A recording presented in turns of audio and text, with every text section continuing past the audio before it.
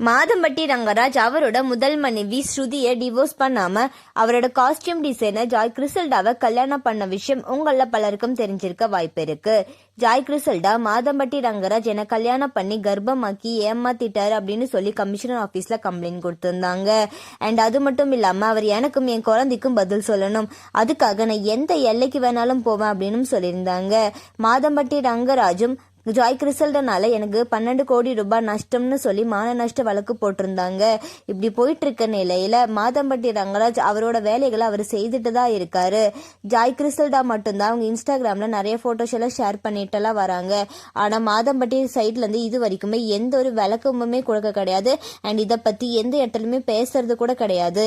இப்படி இருக்க நிலையில ஜாய் கிறிசல்டா கடுப்பாகி அவங்க இன்ஸ்டாகிராம்ல ஒரு போஸ்டர் ஷேர் பண்ணியிருக்காங்க.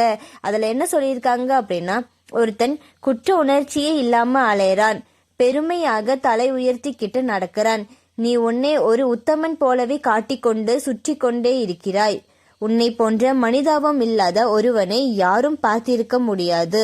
நீங்க ஓடினாலும் சரி, ஒளிந்திருந்தாலும் சரி, கருவில் இருக்கும் உன் குழந்தையின் சாபம் உன்னை நிழலாகவே தொடரும், ஒரு நாளும் உன்னை விட்டு போகாது அப்படின்னு சொல்லி ரொம்ப எமோஷனலா ஷேர் பண்ணியிருக்காங்க.